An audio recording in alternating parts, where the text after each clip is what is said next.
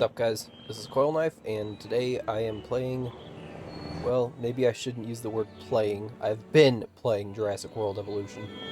The first one, not the second one.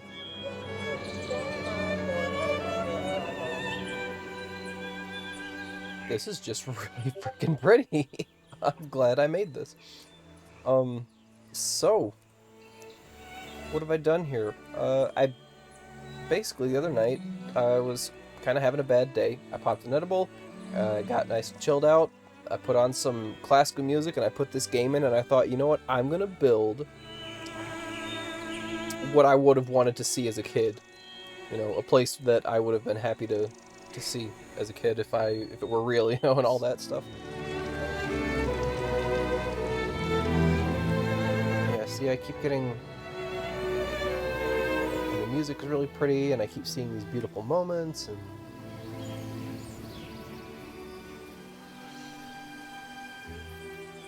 because pretty soon I'm gonna go ahead and just break down by the second game. I've heard it's an improvement in every way over this one, and, you know, I'll be the judge of that when I get it, won't I?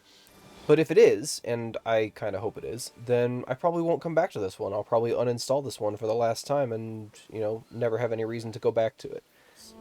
I have tried to get my hands all over every inch of this place. I didn't just, you know, build like a square enclosure for this dinosaur and then a square over here and call it a day. Like, I tried to make everything flow really well with the natural terrain and to sort of hide or minimize backstage sort of things like the power stations and whatnot, or otherwise make them part of the park so that anyone that would go here would not really recognize that they're in a zoo, but they would feel more like they were on a nature preserve. That being said, let's just hop right into it. We've got a guest helicopter flying in right now, descending here. So imagine you're on this chopper, right? And you're getting off here at the arrival, and this is what you see. A welcome sign, welcome to my park. This is on the Isla Sorna map, by the way, and I kind of imagined as I was playing that, okay, while they're over there cleaning up the mess that was the original Jurassic Park, I'm over here on Site B turning it into a proper theme park to make up for the losses over there. And this time I'm going to do it right. And so right here before you, this is a storm defense station. You'll see these all over the place. There's really no point in trying to hide them, although I have tried to where possible. But sometimes you just have to place them and not bother hiding them because they're important. The more dangerous the weather gets on your island, the more you'll want these storm defense stations here. I'm going to go to the left here. So everything about this place has either been hand-placed by me, or I've at least devoted some special care to, like, you know, naming the buildings here, for example, the Chow Shack. Just a cheap place to grab a snack as you start off on your hike. This initial starter area is designed to be like a hiking circuit, and I'll show you further as we move along. I've got some signs here. To the left you can get to the aviary, to the right is the visitor center. This is the head ranger outpost here.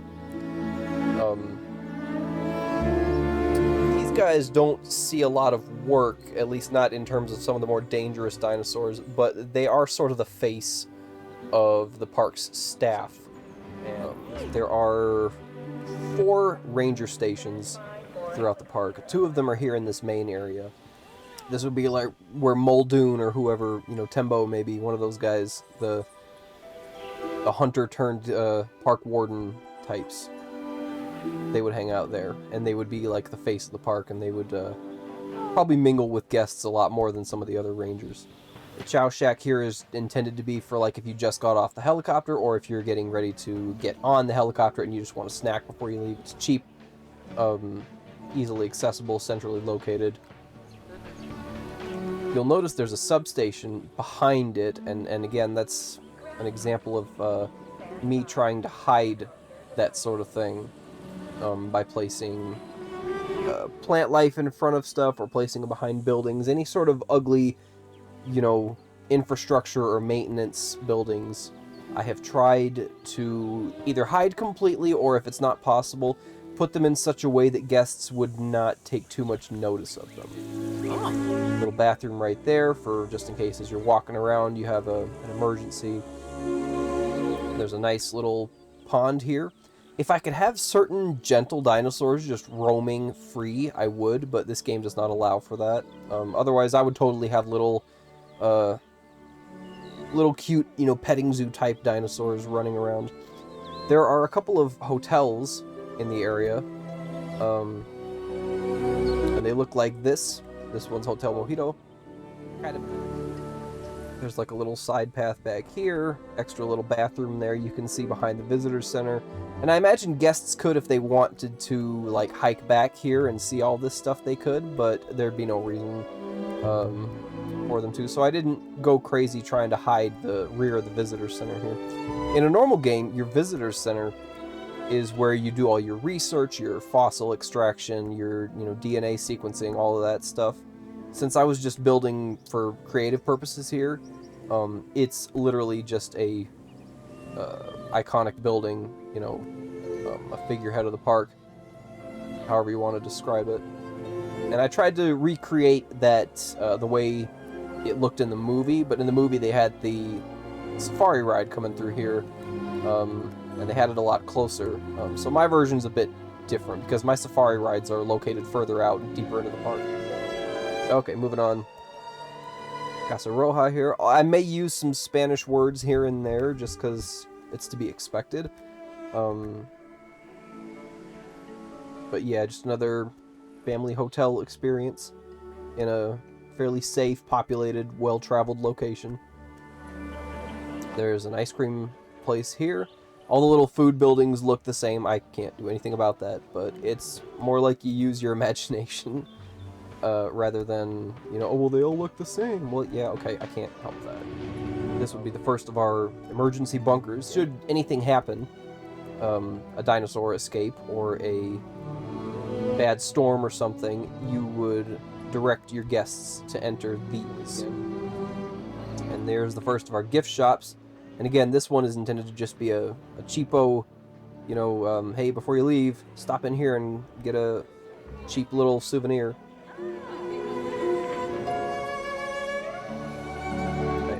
Here, Motel Sorna. This is kind of for anyone who can't really afford to stay in some of the nicer locations.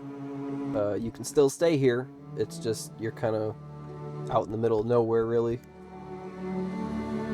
There's a side path here. I'll talk about this later. And so I tried to space out all of my food buildings, bathrooms, gift shops, all that kind of thing. Anywhere guests would stay, I wanted them to be spaced out evenly, so you have to walk a bit, but, you know, it's good exercise. And I kind of keep that in mind throughout the rest of the park, too, is that everywhere you want to go, you have to walk a bit and get a little bit of exercise, but you're never walking too long to get to any one particular thing. There's always somewhere for you to stop and rest. And so here, we've got the first enclosure. There are Homalocephali and Drysaurus in here. They are cute little plant eaters, pretty harmless. You can see one of them just through the fence right there. Actually, there's a couple of them, one of each. And I intended for guests to be able to, like, walk along this path and just observe them.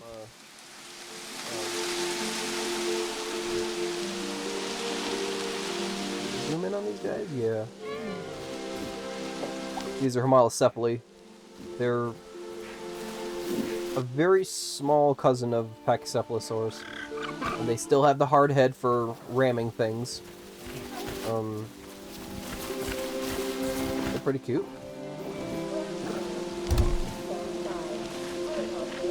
Just getting some munchies. And they pair well with these Dinosaurs. Again, all plant eaters, pretty harmless. Probably would not hurt you if one of them ran into you in real life, or if they got out of their enclosure, which they never do. They never try. you would have to really mistreat them for them to want to break out of their fencing.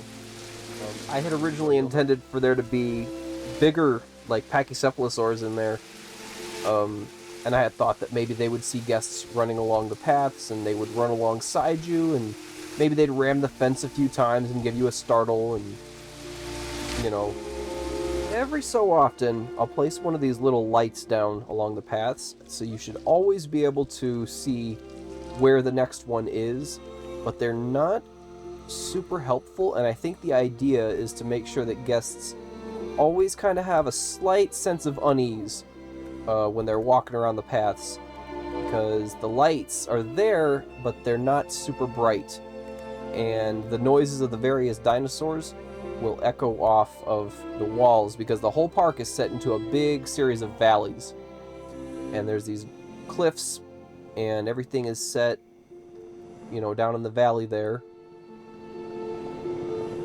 So as you're walking along, especially when it's dark like this, and, you know, all you can see is this little light here, and there's this fence here, and the dinos are there, and maybe your imagination might run a bit wild hearing some noises bouncing back off of the cliffside there. Pretty good view across most of this exhibit here.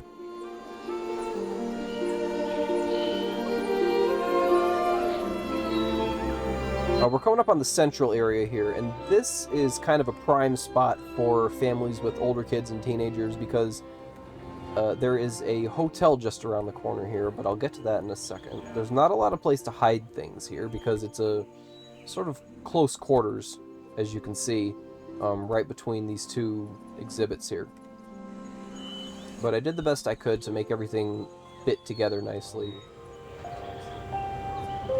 Got a nice little guest area here, kind of a good place to stop and rest, get, you know, go to the bathroom, grab a snack here. There's any of the fancier restaurants that sell the high quality meals for the higher prices, I tend to consider them actual restaurants, and I try to give them proper names, not just Snack Shack and stuff like that.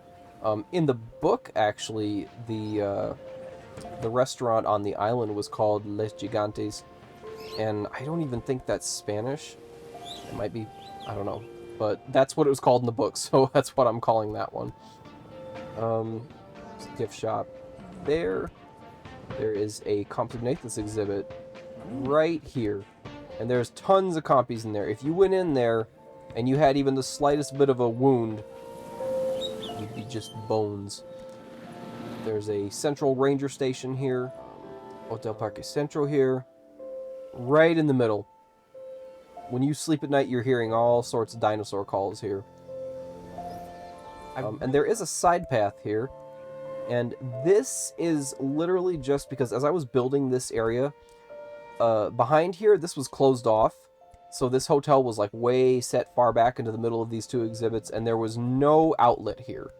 And I got to thinking they would never do that. In a park full of dinosaurs, they would never just trap guests in a little cul-de-sac area surrounded by fencing to be cornered by whatever dinosaurs have broken out.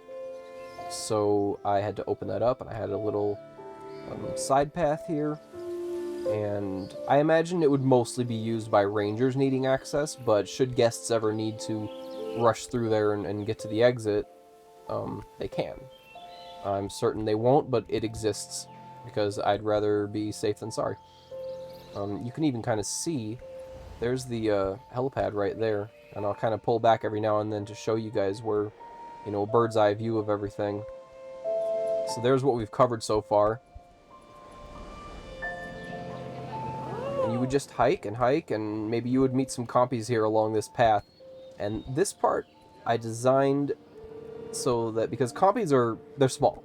You probably can't even see any from here, but the guests can, and that's important. The guests can definitely see that there are compies in there. I'll go find a few, hang on.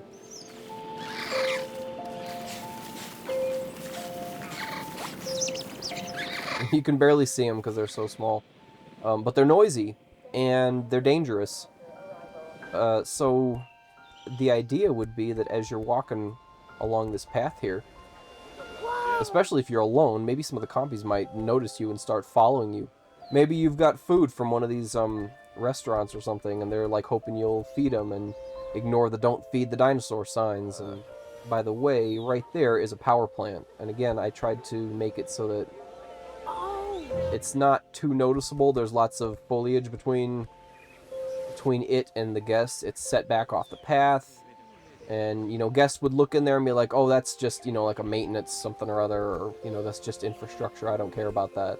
And they just keep walking. It's not something any guest would focus on. And real-life zoos and theme parks do that as well. They try to hide their backstage stuff. So coming up here, we have a choice of paths here. Off to the left leads to the aviary and the forest area of the park. This here is the Lizard Lounge, which is another hotel, and I kind of thought, well, maybe some of you like the more dangerous predators and stuff, which is up down this path here, up in the hills down there. And so you get to start by camping out next to all these compies here. Maybe as you're walking along this path further back towards the helicopter and such, the compies get closer and closer. You start to hear them, and there's more vegetation on either side of the path here. It's harder to see, but you can definitely hear them. And the hill's starting to go up, and you're maybe getting a little bit nervous.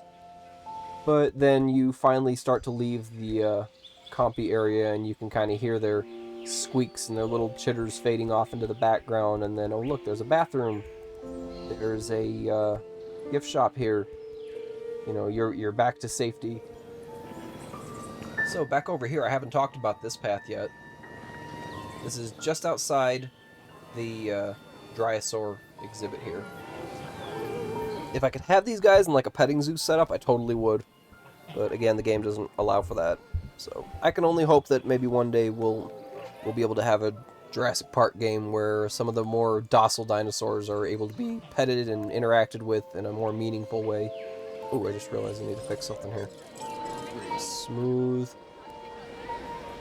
I have done my best to make sure everywhere in this park is actually, like, disability accessible, you know, wheelchair accessible. You should not have trouble getting around in this place because there's a lot of walking that gets done, and there aren't even any disabled guests in this game. But like I said, I was kind of freaking stoned the other night, so I was like, okay, they have to be wheelchair accessible. I also try to hide sometimes the cliffs and the mountains that flank all the pathways and the valleys here, because I do kind of would want people to feel like they're in a proper jungle for most of the time they're here. That looks like crap. Okay. Better. Still crappy, but better. You know what? I'm gonna put some... This is the kind of details that I sit and stress about while I'm playing something like this. Is, oh, that looks so barren and ugly.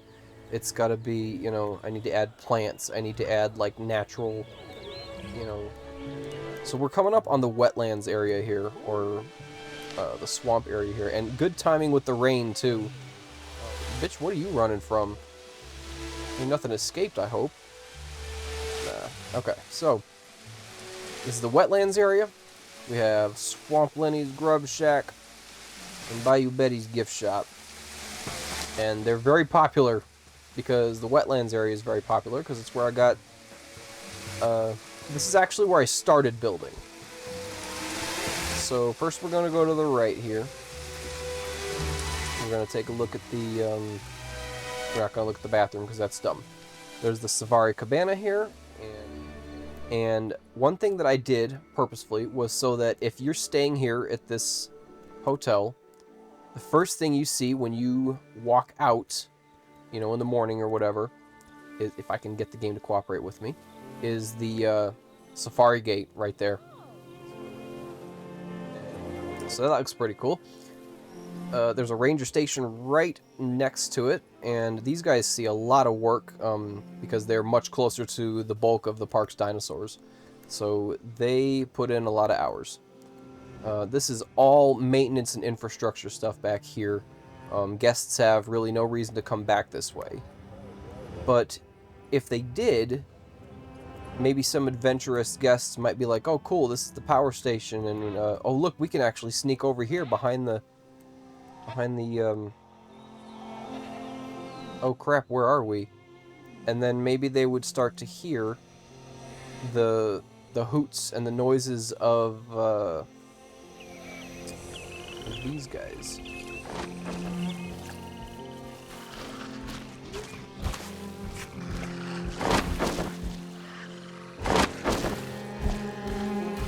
At which point they'd turn around and go running back to their hotel room. So we've got a safari ride here, and I will let you guys ride on those near the end of the video. Over here, this big building here is a hatchery. This is probably the main hatchery for the park.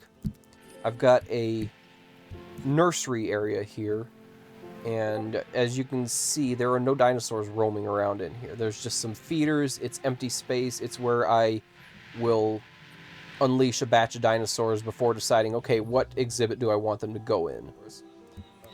And a note on the dinosaurs that I've picked for this entire park, I have opened the first book, the original Jurassic Park by Michael Crichton that came out before the movie ever existed, and I looked up his original list of dinosaurs, and I did the best I could to populate this park with those dinosaurs.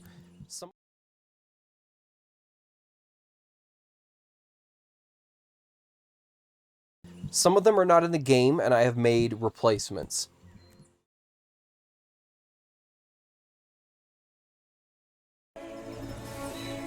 I'm just really happy with the way this turned out, and that's why I'm making this video, because I wanted to just share it, because I thought this looked really good. I really love paths through trees. I don't know if I've ever mentioned this before, but paths, roads, walkways, anything that like carves a little strip through trees, but on all sides you're just surrounded by forest. I love it. It's a service road that leads around to the other side of the park. Guests cannot access this. This is for maintenance and staff only, and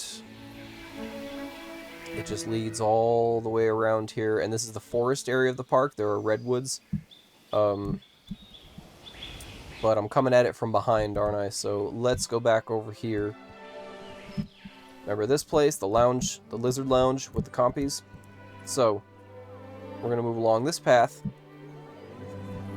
There's what I imagined originally as a burger joint here, but it's supposed to be a slightly cheaper but still fairly filling alternative to the fancier restaurant down below in the central area. So heading on down this way, if you look above the trees there, you'll see the aviary, which we'll get to in a sec. And in the book, there was, how to put it, there was an aviary that was being worked on with pterodactyls, not pterodactyls, but pterodactyls. And there was something called the Teratops Lodge, and it was kind of a combination between a big aviary bird cage and a hotel where guests could go and stay and, you know, be at flight level with pterosaurs. And it was never finished, and the characters had to deal with some pterodactyls that were loose and angry. They kept attacking the construction workers, so the hotel was never finished. And then it never got finished because the park was destroyed in the book. But guests can go in here, into the aviary, and just have a look at the pteranodons in here. And if you look, there are walkways that are covered. See the stairs there?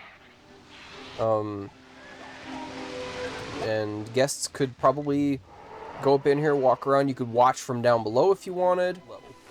Like I said, originally in the book, they had planned to build a hotel where you could stay up here at cliff area, you know, at how to put it, you know, at that altitude where you'd be meeting the pteranodons every morning when you got out of bed, and they'd be like just outside your room. Small note, paleontologists will actually correct you if you call pteranodons dinosaurs, because they're technically not, they're flying reptiles. But most people call them dinosaurs anyway, and I think most paleontologists have just kind of learned to accept it. And then over here we have the second safari ride. which goes into the forest here. And the forest I am also particularly proud of because it turned out... Oh dear. Yeah, this happens sometimes. Sometimes the dinos get in the way and the cars just have to sit there and wait. I've had some pile-ups before. Lines of like 10 of those explorers just stuck. So yeah, the redwood forest area. Each of these trees has to be individually placed. You can't just paint an area with them like you can with the regular trees. So I've got to like decide how do I want this area to look and where do I want these trees to be. And I gotta say, from ground level, when you're zooming through this area and you just see all these big trees and then some dinosaur goes walking by, it looks really good. The books were never described as, even the second book, which was set on Isla Sorna, they were never described as having redwoods in them. The reason the redwoods are a thing is because the second movie was filmed in the Redwood Park of California, whatever it's called, Redwood National Park, I don't know, Sequoia National Park. Anyway, so you'll notice if you watch the second movie, there are a lot of scenes that have, that are set in big redwood forests like this. And, so they put them in the game to make it look more like the second movie. So if you want it to look like Lost World, you got to put some redwoods in. So a word on naming conventions. You'll notice in certain dinosaur names pieces of the name that sound similar. For example, here in Dilophosaurus, you have CEPH, which refers to their head. And then you'll have Pachycephalosaurus, and that has a CEPH too, and it refers to something distinct about the dinosaur's head.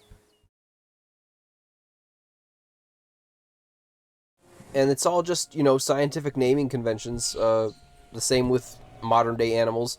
You'll notice that, like, pachyderms, which are elephants, pachy meaning thick, and derm having to do with the skin, so pachyderm would be a thick-skinned animal. Pachycephalosaurus would be a thick-headed lizard. Saurus means lizard or reptile. Here we go.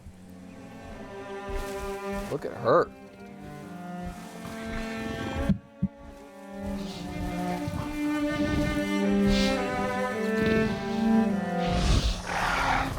Jurassic Park, as a franchise, is actually in a really weird spot where it's gotten people interested in dinosaurs again, especially, you know, back in 2015 when Jurassic World came out.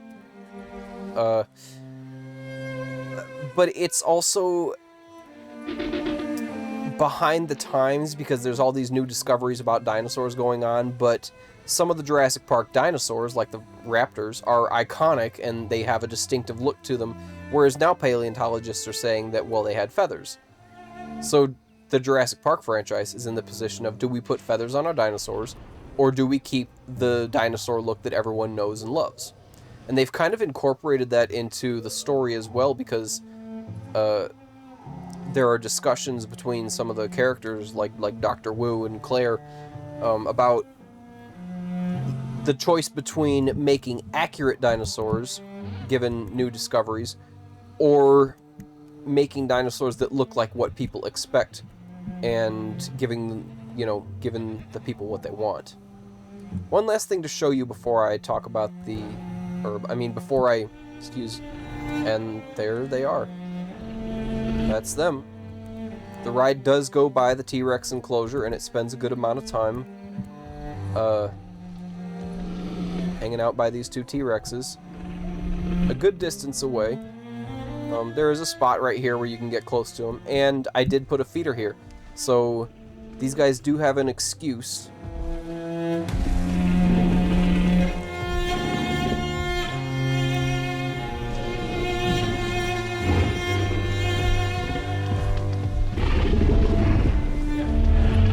Their names are Marjorie and Wilhelmina. Alright guys, so that's kind of the tour of the park itself. And now we're gonna go on the safari rides. Alright, here we go. Please sit back and enjoy this Dinosaur Safari.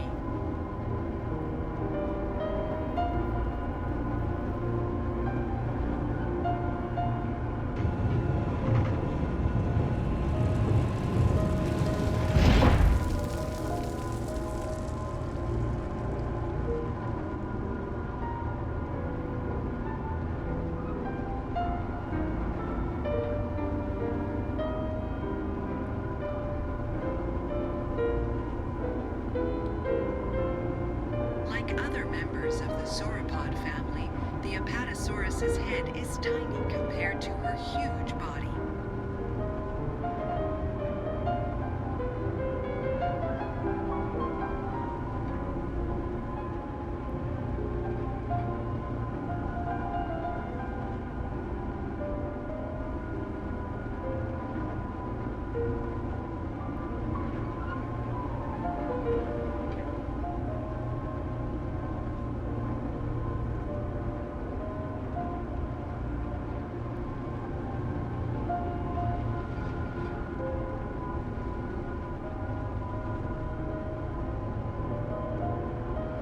Goats are an ideal live food source for our meat eaters. They have been known to display social cues to a carnivore and be its dinner moments later.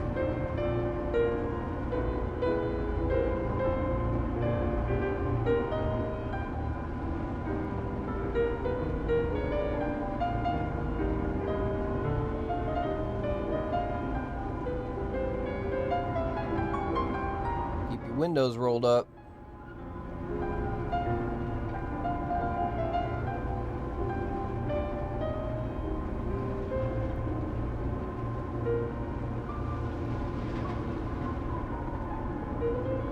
Dilophosaurus uses her distinctive frill to confuse or scare prey before delivering her venomous spit.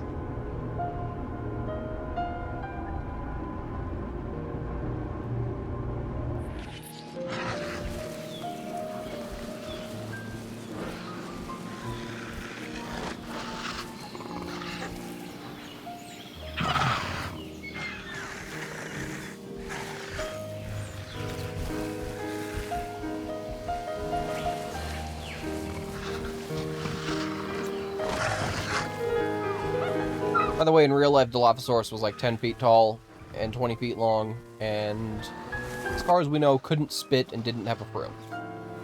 But, you know, goes hand in hand with what I was saying about giving people what they want.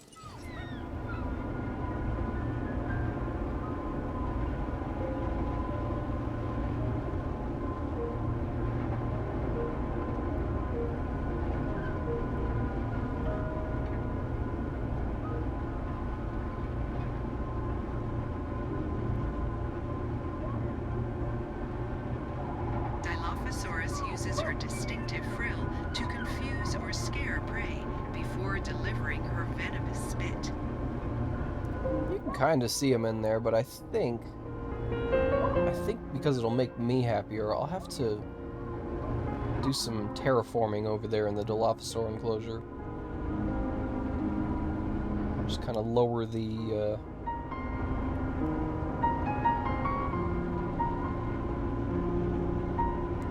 land a little bit there. It's kind of a rise. It looks like maybe people can't quite see over it. Either that or I'll just have to get the vehicles closer to the fence. The Parasaurolophus is a social dinosaur. Oh, here we go. And often mixes happily with other herbivores. Oh, and it's raining too.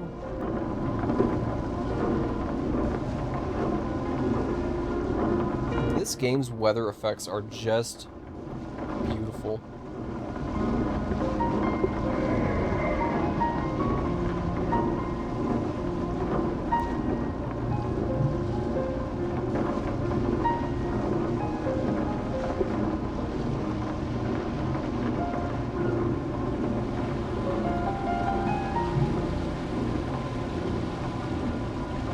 Parasaurolophus's almost 2-meter-long crested skull makes this a most distinctive dinosaur. The name means near-crested lizard. If you see LOPH in a dinosaur's name, loaf, that usually refers to a crest. Parasaurolophus, Dilophosaurus, Cryolophosaurus, they all have a crest on their head.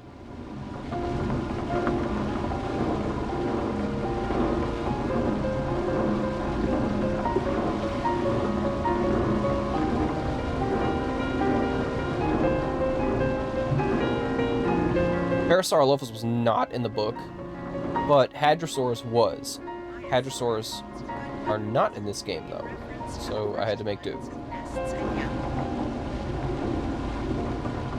These guys here should be Maiasaura, and they were in both books, actually.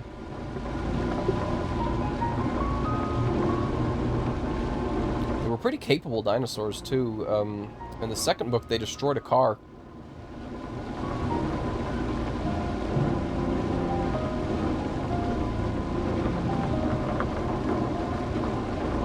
That car had their eggs in it, so, you know, makes sense.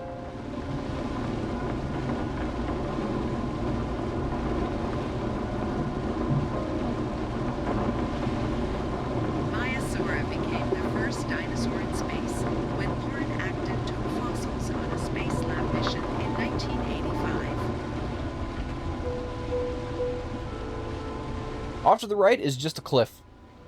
But I figured, you know what, I would probably fence it in anyway. I thought about maybe having the fence on the other side, on the left, but nah, I'd rather not have any obstructions between vehicles and dinosaurs if possible. Carnivorous dinosaurs will get fences between them and the vehicles, but herbivores, no.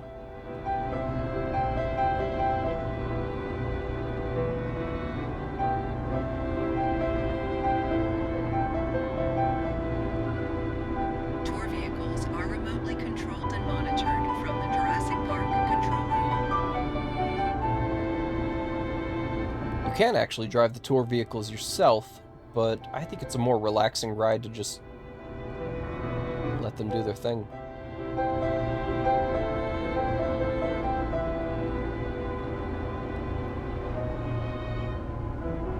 Switch back here so we can look out this back window.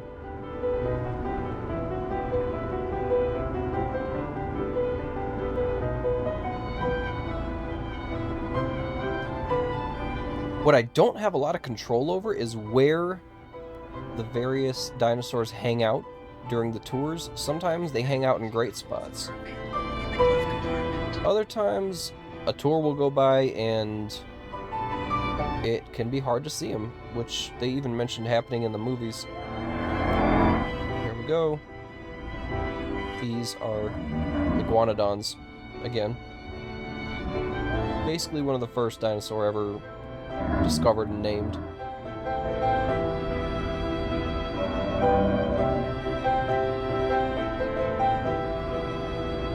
They're pretty nice to have in your park, actually. Fairly popular, easy to keep.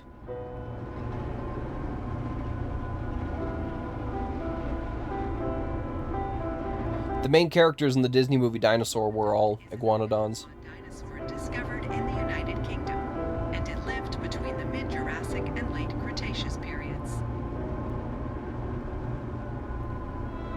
Right to the left there, that red gate is specifically for ranger use, and I have a few of those here and there that allow rangers to traverse the area without using these tour gates. So that causes less vehicle jamming. There we go, there's some Apatosaurs.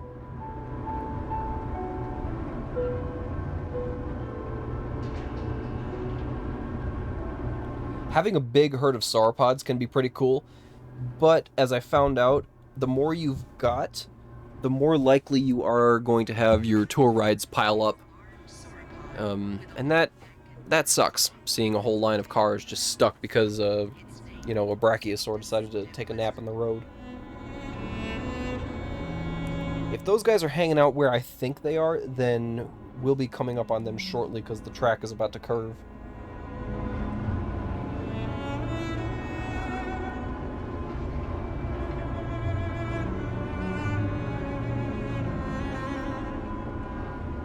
Yeah, here we go. Oh, I see a bit of a pileup happening up ahead. Might have to get out and fix that. Even some of the dinosaur feeders, like that bush over there, are designed to look like part of the natural preserve and not like they're an artificial, oh yeah, the dinosaur gets its food from here. Like, no, I tried to put those things near actual bushes and trees and stuff so that they look just, you know, like part of the natural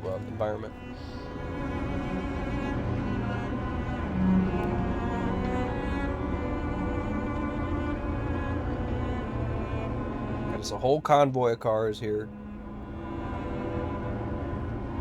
I like the fact that in both of my safari rides as well, guests entering the ride and guests nearing the end of the ride can see each other driving through. Here we go. Oh, we got a pile up here. Look at this. They are highly social animals, but can become quite aggressive when These threatened. tails.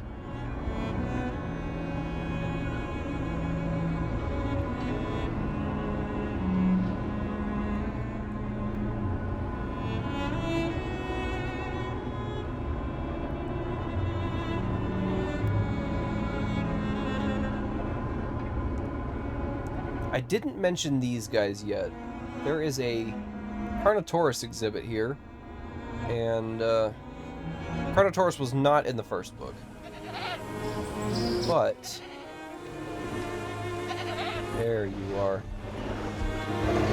How y'all doing? This one's sleeping.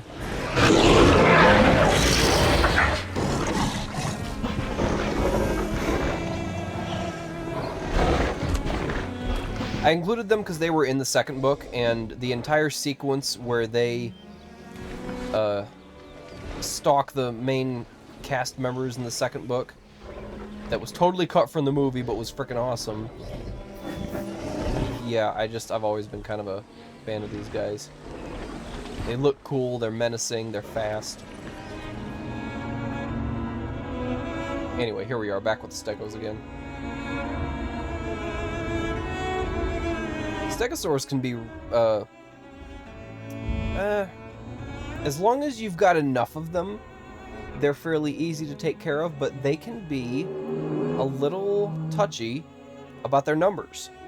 With her distinctive if they drop below like a certain amount of Stegosaurs in the exhibit, they get really angry. So if you're going to keep Stegosaurs, you've got to be prepared to keep quite a few of them at a time. Yeah, this is why the pile-ups happen. Just gotta let them do its thing. What are you gonna do? Tell it to move? Look at that tail. It's all good, though. I like to think that the safari rides can last up to a... I don't know, up to a day. A semi-arid region with wet and dry seasons upon or at least a few hours each. She used her tail spikes for Thagomizer. Easy with the tail. Oh! Warning. Jurassic Park tour vehicle under attack. How we doing? Can we get this car back on the road, please? They didn't mean nothing by it. They just wanted to get through. Probably got a little panicked. Easy, don't hit the other one, guys. Oh boy. This is gonna be fun. Move it along now, move it along. You're gonna get the... You guys are gonna get the Carnotaurus over here. Speeds of up to 20 miles per hour. Just outside the Carnotaurus exhibit. What are y'all doing? Y'all need to chill. Y'all need to just chill. Oh my goodness. Relax. Someone's back there getting pounded.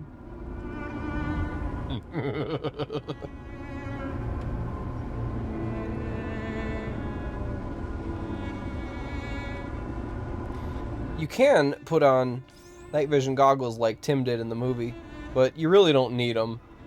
They're just kind of there to show you that you can. This is the last gate of the wetland safari. Vision goggles are available in the glove compartment. You can see there's fences on either side, and then off to the right there is that hatchery from earlier. Alright, now we're going to have a look at the other tour. Here we go. This is the forest safari.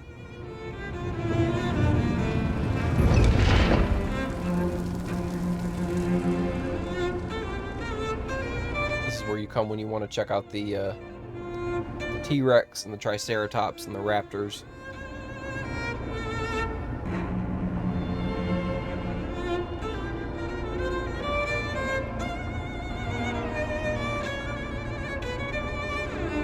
I think this area tends to get a little bit more piled up now, since I mostly fixed the traffic problems in the other area. Mostly. Triceratops, one of the best known dinosaurs, and this makes her a popular attraction.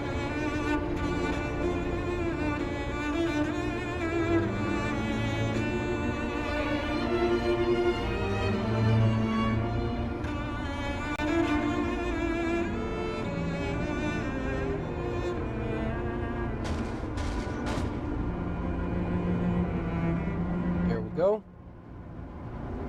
Got a nice little herd of trikes here. Triceratops actually don't mind being alone. You can just make one and call it an exhibit, but I prefer to have herds. Lived at the same time as T-Rex. They were mortal enemies then. Look, you can see the T-Rex through the switch over to the side here. See if we can't get a glimpse of him in here. Yeah, I can kind of see him right there. Come on, show yourself. He might not show up for the tour this time.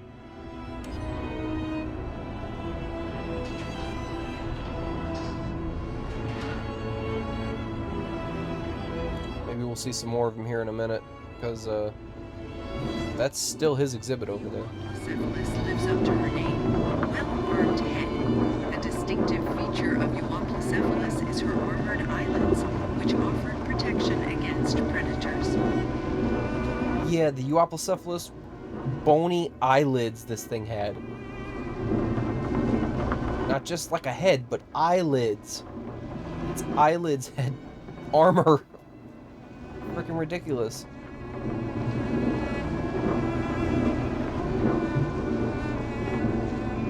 They like that feeder there, that bush sitting there. So I'm surprised they're not hanging out there, because usually there's 3 or 4 of them. Chill over there. Where are they all? I see one. Species of dinosaur have different requirements for care. We put their needs first and develop bespoke approaches for each species. It looks like a couple have made their way off down that way where the service road is, but there's no need for them to be over there. I don't know why they'd be over there. I think some of them are up ahead. There's one. There's the Dilophosaurus. I tend to call him Yops. It's just easier to say than Dilophosaurus the whole time. There we go. The bigger, spikier ones are Ankylosaurs. Ankylosaurus is a heavily armored quadruped whose squat build and club-like tail make her instantly recognizable. Ankylosaurus means fused lizard.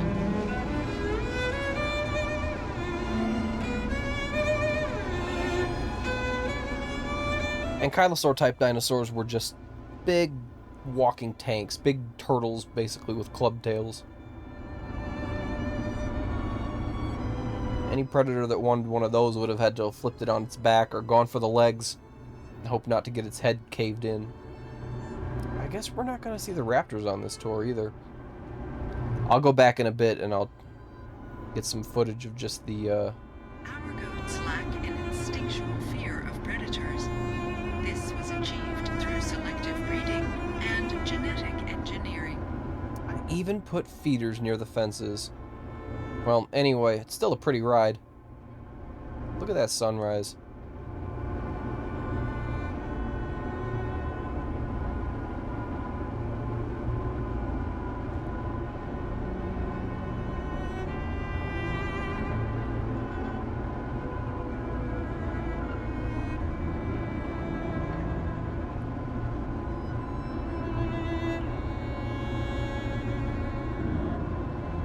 There we go. That one wants some breakfast.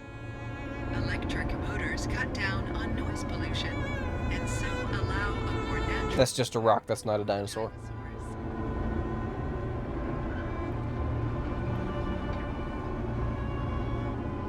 Some Triceratops were over there taking a bath. Howdy. it said hi back.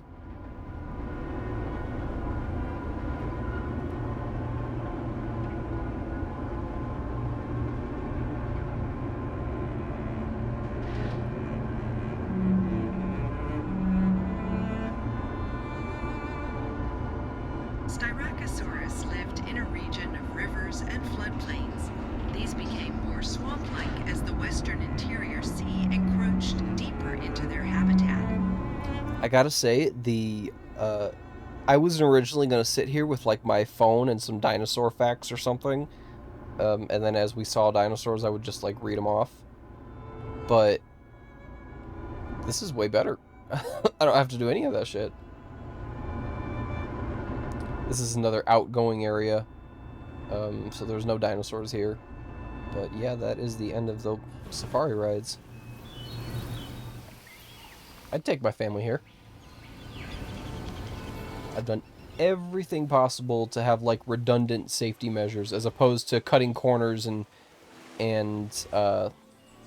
you know, automating everything like they did in the book and in the movie, and then that's what got them, you know,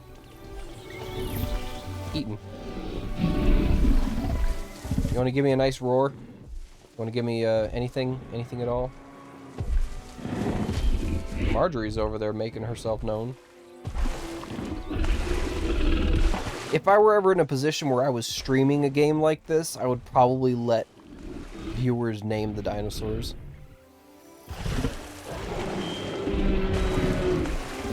Maybe one day. You must not be hungry. Oh no, she's not hungry. What about you?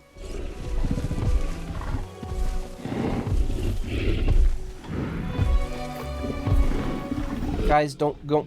That makes my video look bad when you clip through each other. Guys, please. Guys, stop it. Oh, I forgot. I was gonna show off the raptors a bit better than that. There's one.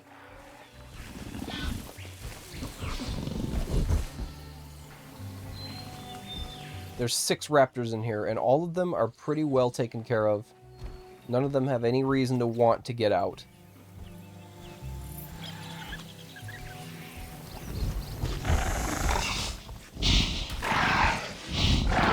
I gotta say, the second movie's tiger stripe raptors just look so cool. Just iconic. Oh, this one's gonna grab a bite. You're not gonna actually make a kill? There's like goats over there for y'all? Alright, whatever.